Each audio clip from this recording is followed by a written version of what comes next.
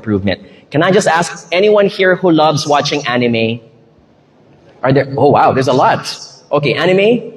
I love watching anime because I think anime is more designed for adults. A lot of philosophies are learned from anime. So my favorite, for example, Jujutsu Kaisen, My Hero Academia, if you're familiar with those. Notice this, if you watch a Japanese cartoon show and there is one protagonist who needs to save the world, and that protagonist discovers someone is better than him or her, the protagonist does not get envious.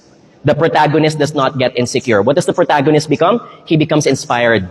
And he says, wow, that's possible. I didn't know I can also become like this. So rather than being intimidated and envious, the bigger and taller benchmark becomes the new benchmark. So this person becomes an even better person.